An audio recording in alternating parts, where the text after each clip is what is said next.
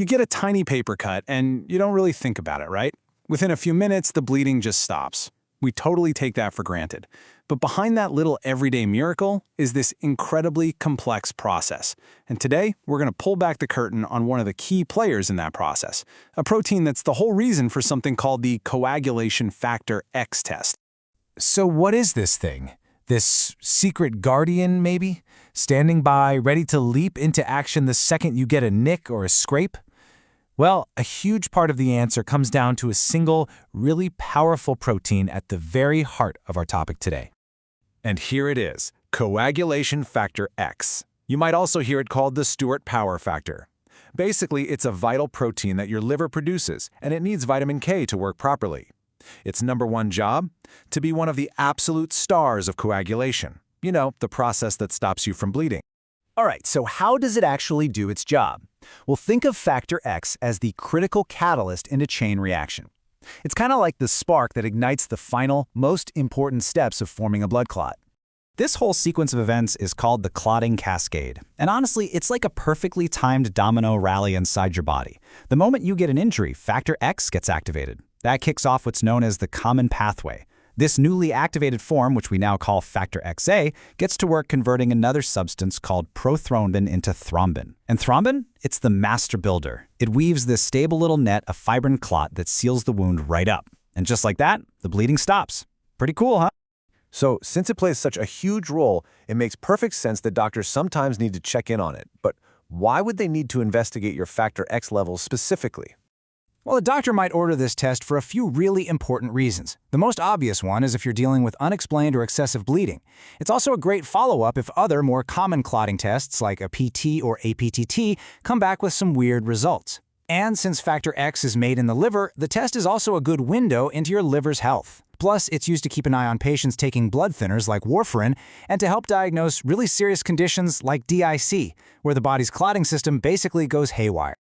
Now, you might be thinking that a test for such a specific, complicated-sounding thing must be a huge ordeal. But actually, for you, the patient, it couldn't be simpler. It's really just a straightforward blood draw. The whole procedure is super simple. A small blood sample, just a few milliliters, gets collected into a special blue-topped tube. That tube then gets whisked away to the lab for analysis.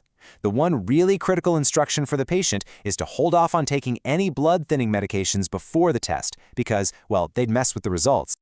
And here's some really great news, especially if you're not a fan of being hungry. Unlike so many other blood tests out there, for this one, no fasting is required. You can eat and drink like you normally would beforehand. So once the lab does its thing, what are they looking for? They're measuring the activity level of your factor X. And the normal, healthy range is generally considered to be somewhere between 70% and 150%. This is the baseline, the magic number that doctors use to figure out what's going on inside your body. Okay, so what does it mean if your levels drop below that 70% mark? Well, that points to a deficiency, and that can lead to problems with bleeding. So let's dig into the potential causes. Low levels can be congenital, which just means you were born with the deficiency. But more often than not, it's something that's acquired later in life.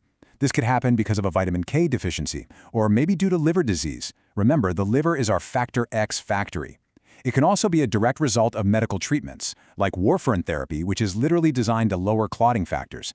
Even something like multiple blood transfusions can sometimes dilute the concentration of these factors in your blood. All right, let's flip the coin. While it's less common, it is also possible for factor X levels to be too high, and that comes with a whole different set of risks. Mainly the danger of unwanted blood clots forming where they shouldn't be, like inside your veins or arteries. So what could push those levels up? Sometimes it's linked to widespread inflammation in the body, which you can see in conditions like obesity or metabolic syndrome. It can also be due to hormonal shifts, which is why levels often go up during pregnancy or for people using estrogen-based medications. And of course, it can be a red flag for an underlying disorder that causes the blood to clot way too much. You know, when you step back and look at the big picture, it all really boils down to this one idea. The body's entire clotting system is this beautifully precise, delicate balancing act. If you have too little clotting ability, you risk bleeding, but if you have too much, you risk thrombosis, those dangerous clots. And factor X is sitting right at the center of it all, helping to maintain that perfect equilibrium. It's just an amazing reminder of the complex, powerful systems that are working silently inside us every single second of every single day. And it kind of leaves us with this incredible question, doesn't it? How does our body maintain this unbelievably delicate balance, protecting us from two opposite dangers at the exact same time, all without us ever having to think about it?